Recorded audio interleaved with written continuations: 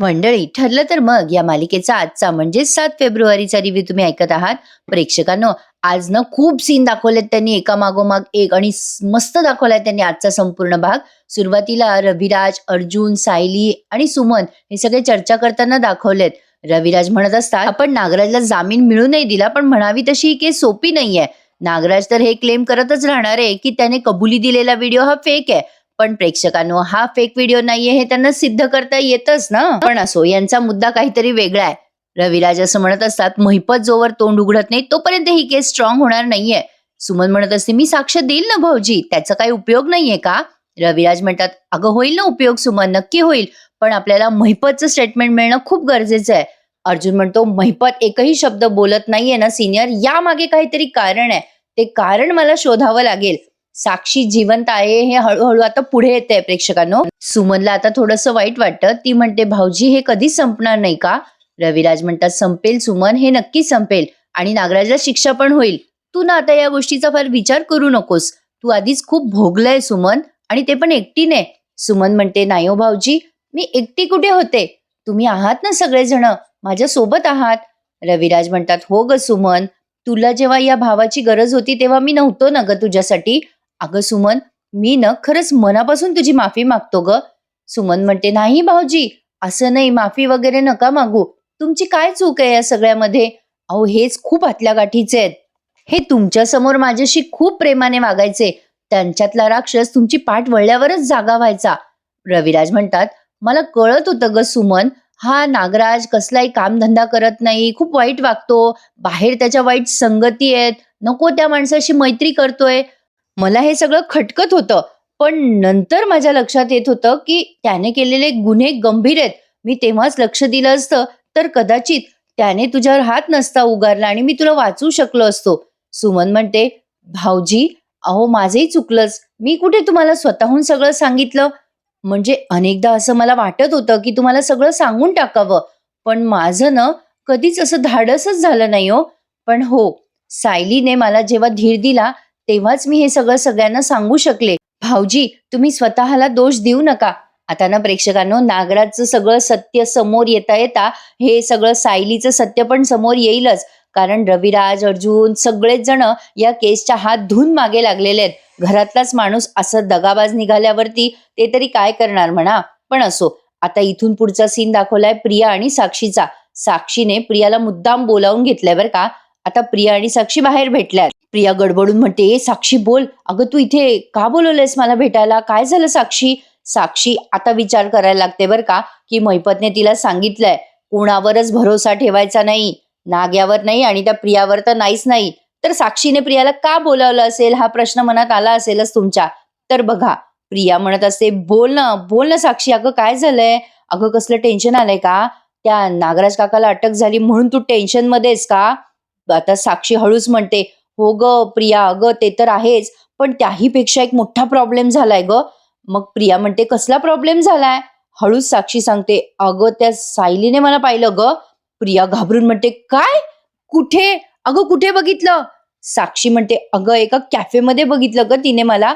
झालेला प्रकार साक्षीने प्रियाला डिटेल सांगितलाय, की कशी तिची आणि सायलीची अचानक टक्कर झाली आणि साक्षीला सायलीने पाहिलं. साक्षी आता हे सगळं नुसतं बोलताना दाखवलीये, म्हणजे म्युझिक ऐकवलंय, ओठ हलवताना दाखवलेत. आता हे सगळं ऐकल्यावरती प्रिया ओरडून म्हणते साक्षीला, ए साक्षी, चार चौघात असं फिरायचं नाही, एवढी साधी गोष्ट कळत नाही का ग तुला? अगं सो कॉल्ड तुझे हे जे वेषांतर आहे ना, त्याचा शून्य उपयोग आहे आपल्याला. साक्षी, अगं स्वतःचं नाव बदललंयस तू, चेहरा कसा बदलणार आहेस? आणि त्यातल्या त्यात तू पनवेलमध्येच राहतेस ग. अगं ए बाई, राहा इथे, पण निदान घरात तरी बसून राहा. सायलीने तुला पाहिलंय, हे किती महागात पडू शकतं आपल्याला, कळतंय का तुला? साक्षी म्हणते, ए ए प्रिया, ऐक, मला हे माहिती नाहीये की सायलीने मला ओळखलंय का नाही ओळखलंय. तिने मला पाहिल्या क्षणी मी मास्कने माझा चेहरा झाकला की. प्रिया म्हणते, अगं मग तुला कशावरून वाटतंय तिने तुला ओळखलं? साक्षी म्हणते, ए बाई, तुला त्यासाठीच मी इथे बोलवलंय ना. हे बघ तू ना, ऐक माझा ऐक, जरा त्या सायलीकडे लक्ष दे. अगं तिला ना माझ्याबद्दल काही कळतं का हे बघ. प्रिया म्हणते, हा झालं, यासाठीच तर जन्माला आले ना मी. 24 तास माझा हाच उद्योग आहे ना. ठीक आहे, बघते मी. मी लक्ष देते सायलीकडे. तिच्या वागण्या बोलण्यातून काही जाणवलं तर तुला तसं कळवते. पण ए बाई, ए साक्षी, प्लीज ग, ए प्लीज अशी भटकू नको ग बाई. आता जर काही गोंधळ झाला ना, तर आपल्याला मदत करायला नागराज काका, अण्णा सर नाहीयेत. आता सगळं आपल्याला मॅनेज करायचंय, कळतंय का तुला? आता असं म्हणजे असं बोलून ती साक्षीला आता काहीतरी काढून घेण्याचा प्रयत्न करते बरं का प्रिया तिच्याकडून. तिला म्हणते, "अगं साक्षी, म्हणजे तू एवढे दिवस अण्णा सरांना शोधत होतीस. ते आता जेलमध्ये आहेत हे कळल्यावर तू त्यांना कॉन्टॅक्ट करायचा प्रयत्न नाही केलास का? नाही म्हणजे तू भेटायला नाही गेलीस का त्यांना?" साक्षी आता प्रियाला खोटं बोलते आणि म्हणते, "नाही गं प्रिया, मी मी कशी जाणार होते त्यांना भेटायला? मला कोणी ओळखलं असतं तर?" प्रिया म्हणते, "अरे हां, हो, बरोबर आहे. नाही, मला असं वाटलं अगं, की तू अण्णा सरांच्या प्रेमापोटी खूप मोठी रिस्क घेऊ शकतेस ना. अगं म्हणून विचारलं मी तुला सहज. बरं झालं गं, पण तू गेली नाहीस भेटायला. नाहीतर आपल्यासाठी खूप डेंजरस ठरलं असतं गं हे सगळं." पण आता प्रेक्षकांनो, ही साक्षी अण्णाला भेटायला गेली होती. वकिलाचं वेषांतर करून. आता हे सगळं अर्जुनच्या समोर पण आलंय आणि आज त्यांनी त्याचा एक सीन पण घेतलाय. अर्जुन महिपतला विचारपूस करतोय, की "तू कोणती वकील केली आहेस आणि तिचं नाव पत्ता सांग." आता मजा येणार आहे खरी. म्हणजे अर्जुनचं लक्ष वेधल्या गेलंय त्या गोष्टीकडे. तर बघूयात पुढे काय काय घडतंय. आज एवढे सीन घेतलेत एका मागोमाग एक, की विचारूच नका. आता हळू ते प्लॉटिंग करतायत बरं का. सायली, तन्वी आहे, हे सगळं त्या दिशेने चाललंय. आधी साक्षी पकडली जाईल. बघूयात काय काय घडतंय. अर्जुनराव पहाटे पहाटे उठलेत, पण सायली काही अजून उठली नाहीये. पण अर्जुनला छान वाटतंय. उठल्या त्याला त्याची बायको दिसलीये ना. सायलीकडे बघतो तो उठल्या क्षणी आणि सायलीकडे बघून म्हणतो, "माझी बायको? कमाल आहे. आज मी उठलोय आणि माझी बायको अजून झोपलीये. माझी बायको किती क्यूट दिसते ना." आणि बायको बायको करून तिला जागं करतो. सायली उठते आणि म्हणते, "कशाला उठलाय एवढ्या पहाटे?" अर्जुन म्हणतो, "पहाटे? अगं सकाळ केव्हाची झालीये. गुड मॉर्निंग बायको." मग सायली गडबडते बरं का आणि म्हणते, "अगं बाई, उशीर झाला मला उठायला. अरे देवा, यावेळेला तर मी झाडांना पाणी घालून रांगोळी काढून नाश्त्याच्या तयारीला लागलेली असते. बाई, मला फारच उशीर झाला." अर्जुन म्हणतो, "अगं थांब की सायली. एक दिवस तुला उशीर झाला तर एवढा फरक नाही पडत." सायली म्हणते, "तुमच्यामुळे माझं जागरण होतं आणि म्हणून मला उशीर होतो उठायला." अर्जुन म्हणतो, "वा रे वा, उलटा चोर कोतवाल को डाटे." तुझाच असतो रात्री मूड जागरणाचा आणि सकाळी उठल्या ॲटिट्यूड चेंज. सायली म्हणते, "हां, राहू द्या. आता मला खाली जाऊ द्या, नाहीतर सगळी कामं आईंवर पडतील." अर्जुन म्हणतो, "ठीक आहे यार, एक दिवस चालतंय." सायली म्हणते, "नाही बाबा, मला जायलाच हवं खाली." सायली आता अंथरुणाच्या घड्या घालत असते. अर्जुन म्हणतो, "नाही बरं बायको, मी काही तुला जाऊ नाही देणार. बस इथे. मी असाच हात धरणार हं तुझा." सायली म्हणते, "बघा हं, मी चिडेल ना आता." अर्जुन म्हणतो, "मी तुझा रुसवा काढेल की." सायली म्हणते, जा, मी चिडलीये." अर्जुन आता तोंड बारीक करतो बरं का. सायली आता तिचा हात सोडवून घेते त्याच्या हातातनं आणि निघायला लागते. अर्जुन पुन्हा आवाज देतो तिला, "ए बायको." "बायको, चिडण्याचा पहिला रूल माहितीये का तुला? अगं चिडल्यावर एवढं गोड हसायचं नसतं." असं अर्जुन हळूच तिच्या कानात सांगतो. मग सायली तिथून पळ काढते आणि आंघोळ पांघोळ करून खाली आलेली दिसते सुद्धा आपल्याला. पटापट कामं करतात नाही. अशी सगळी कामं चुटकीसरशी झाली तर आपल्यासारखं नशिबान आपणच असू नाही का प्रेक्षकांना. मला तर बाई फार वाटतं, जर एखादा जिन वगैरे दिसला ना किंवा देवानी काही मला सांगितलं की माग काय इच्छा आहे, तर मी म्हणेल, "देवा मला असं काहीतरी जादू दे की चुटकी वाजवली की कब्बशा विसळल्या गेल्या पाहिजे, चुटकी वाजवली की घर झाडलं गेलं पाहिजे." तुम्हाला पण असंच वाटतं ना कधी कधी मैत्रिणींनो? फार वैताग येतो दिवसभराचा, विचारू नका. पण काय करणार, डेली रुटीन करावंच लागतं. आपलं घर आपल्याला स्वच्छ ठेवावंच लागतं. आजकाल काय झालंय, घरामध्ये 1-2च बायका आहेत. प्रत्येक घरामध्ये असं चित्र दिसतं बऱ्याच ठिकाणी. कामं तेवढीच आहेत, पण बायका कमी झाल्यात ना. असो, आता सायलीबाईची कामं बघा, सुरुवातीला काय चाललंय त्यांचं. कल्पनाताई नाश्ता करत असतात. सायली गडबडते आणि म्हणते, "आई, नाश्ता करते हं मी पण, आणि यांचा डब्बा राहिलाय करायचा." आता सायलीला त्या कल्पनाताई म्हणतात, "अगं सावकाश, अगं सायली, एवढा काही उशीर नाही झाला." विमल म्हणते, "सायलीताई, आपण नाश्त्याला थालपीठ करूयात का?" सायली म्हणते, "हो चालेल." आता प्रिया उगाच मध्ये मध्ये करायला जाते. हिची भारी मजा दाखवली आहे त्यांनी आज बरं का. आता प्रिया उगाचच तिथे गोल गोल फिरते, करायला लागते. मग तिथे जाऊन म्हणते, "आई, मी करू का नाश्ता? उपमा करू का पोहे करू?" नाहीतर शिरा करू का, नाहीतर कॉफीच करते सगळ्यांसाठी. प्रिया उगाच मध्ये मध्ये करायला लागते बरं का. आता कल्पनाताई तिची बघा कशी जिरवतात. सायलीला टेन्शन आलेलं असतं. आता ही स्वयंपाकघरात आली की पसारा वाढवते ना. आता मुद्दाम कल्पनाताई म्हणतात, "अगं ए सायली, दाराबाहेरची रांगोळी काढायची राहिली आहे ना?" सायली म्हणते, "अहो हो नाही, आज गडबडच झाली, उशीर झाला ना, मला डब्बा करायचा आहे हो यांचा." कल्पनाताई म्हणतात, "हरकत नाही गं, तू डब्बा कर. रांगोळी काय तन्वी काढेल. काढशील ना गं तन्वी रांगोळी?" प्रिया म्हणते, "हो, काढेल ना, काढेल." वैतागून बोलते बरं का. आता विमल आणखीन भर घालते आणि म्हणते, "अहो वहिनी, ते दाराजवळ झाडायचं राहिलं आणि कारंज्याजवळ पण खूप पाचोळा झालाय. अहो, तो कसा करू आता?" मग लगेच कल्पनाताई म्हणतात, "अगं पाचोळा, केर काढेल की आपली तन्वी. काय गं तन्वी? अगं, तू सगळं बाहेरचं नीट आवरशील ना?" प्रियाला आता इलाजच नाहीये. प्रिया म्हणते, "हो, आवरते." कल्पनाताई म्हणतात, "सडा टाक हं छान. मग रांगोळी काढ हं. नाश्त्याचं सायली बघून घेईल." सायली हळूहळू बोलत असते, "नाही तर सगळे उपाशी राहतील ना." प्रिया म्हणते, "काय म्हणालीस गं, काय म्हणालीस?" कल्पनाताई म्हणतात, "नाही गं, काही नाही म्हणाली ती. तू तो तो रांगोळीचा डबा बघ देवाजवळ आहे, तो घे आणि जा कामाला लाग." प्रिया देवघराजवळ जाते आणि रांगोळीचा डब्बा हातात घेऊन म्हणते, "आई, येते हं. ठिपक्याची रांगोळी काढते." आता हिला कुठे रांगोळी काढता येते. मजा येते बरं का.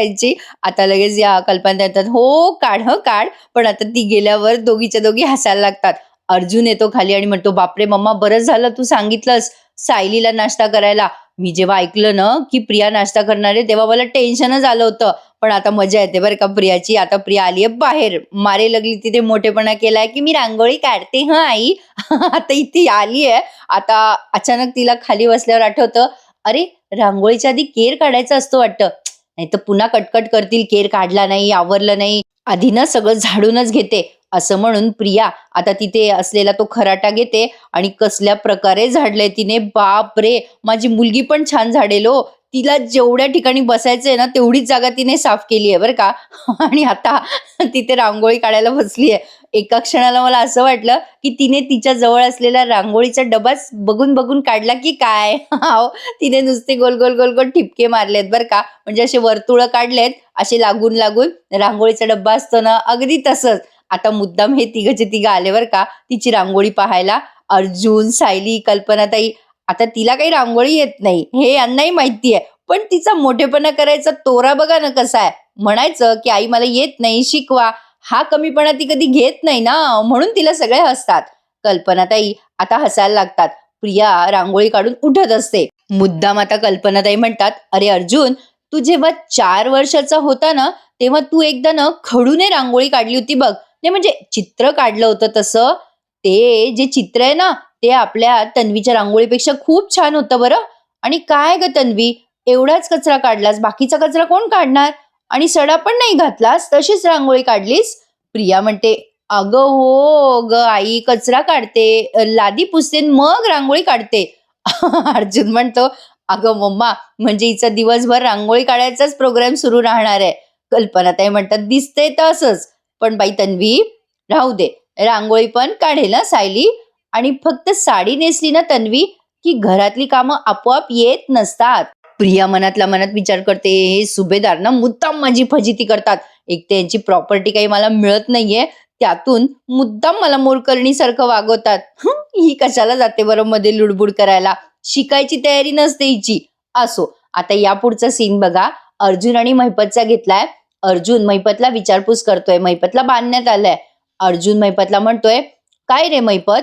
"नाही म्हणजे मोठे मोठे महिपतला गुंड घाबरतात आणि हा महिपत शिखरे नेमका कोणाला घाबरलाय? एवढा घाबरलाय की शिखरे बोलायलाच तयार नाहीये. अय महिपत, सांग ना. अरे सांग ना, कोणाला घाबरतोयस?" अर्जुन त्याच्या समोर येतो आणि आता त्याला विचारतो, "काय रे महिपत शिखरे?" "नागराज किल्लेदार तो पकडला गेलाय, हे तर तुला माहितीच आहे. आणि त्याच्या कबुली जबाबाचा व्हिडिओ पण आमच्याकडे आहे. तरी सुद्धा तू गप्प आहेस महिपत शिखरे.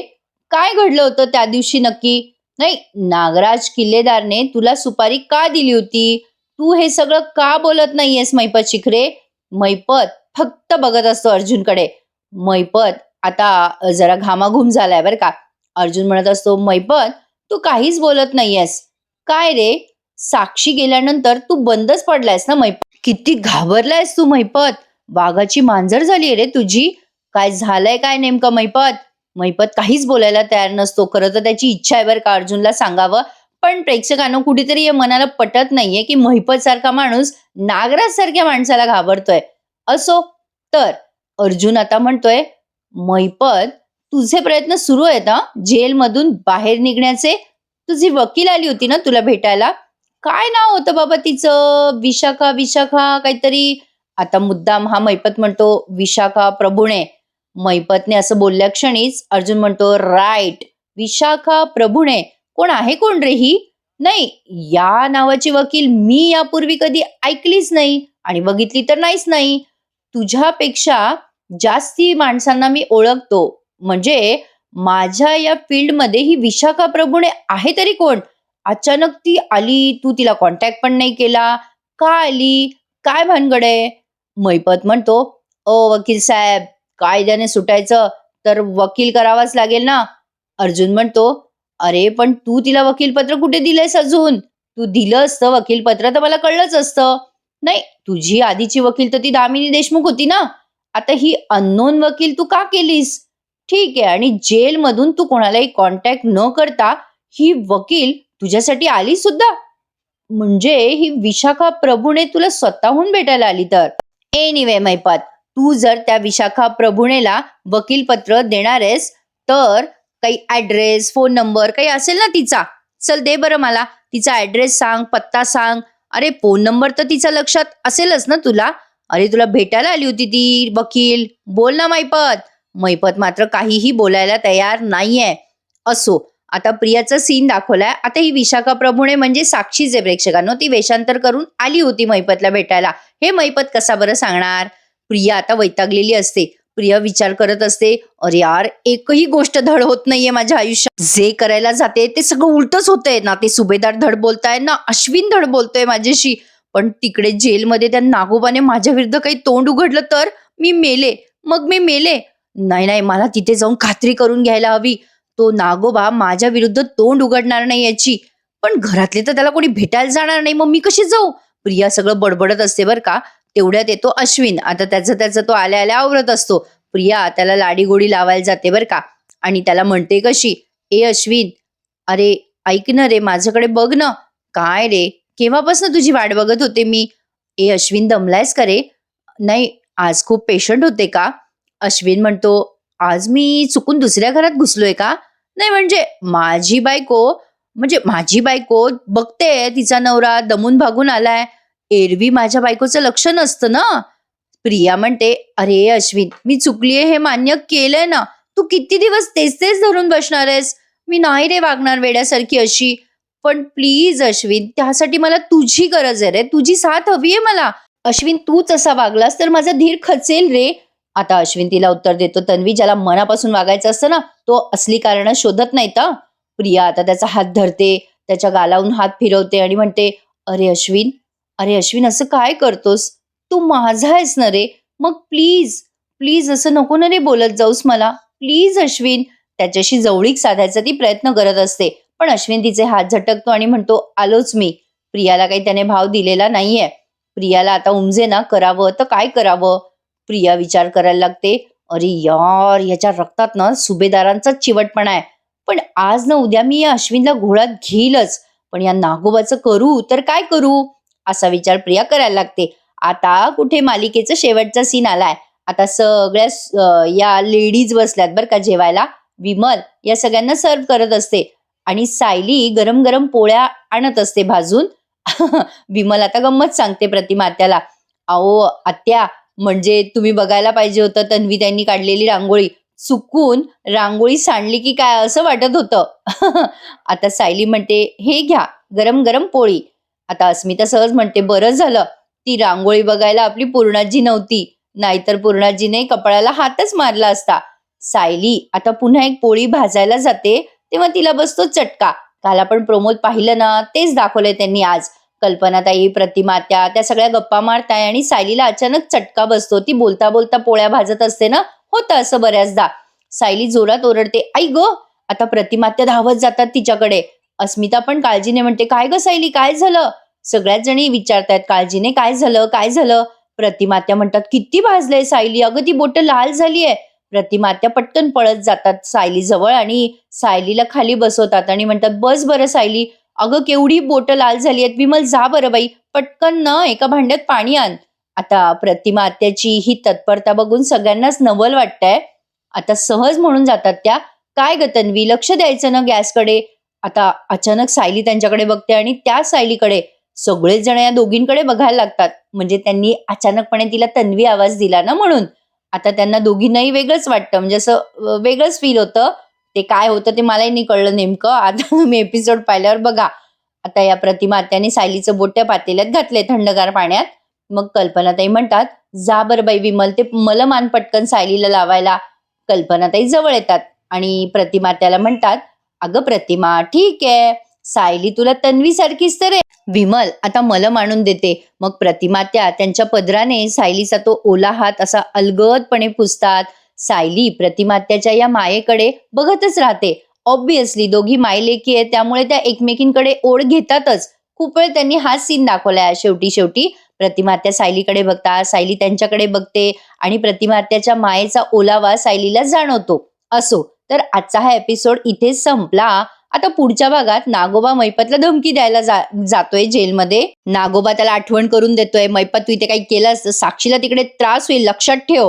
आता इकडे साक्षी या सचिनच्या मागे लागली, तुझा फोन दाखव रे मला सचिन. सचिन म्हणतो, वेडी आहेस का? साक्षी त्याच्यावर हल्ला करायचा प्रयत्न करते. हो मी वेडी आहे, मी कोणाचाही खून करू शकते. सुभेदारांच्या घरी सायली अर्जुनच्या वेडिंग अॅनिव्हर्सरीची प्लॅनिंग चालू आहे. मग ते सायली अर्जुन ऐकतात. सायली म्हणते, हो आम्हाला कळलंय तुम्ही आमच्या लग्नाच्या वाढदिवसाची तयारी करताय ना. अस्मिता म्हणते, होय तर तुमच्या 3 वर्षाच्या लग्नाची आणि कॉन्ट्रॅक्ट मॅरेजच्या 1 वर्षाची दणक्यात तयारी करणार आहे आम्ही, म्हणजे साजरा करणार आहे आता ते लग्नाचा वाढदिवस.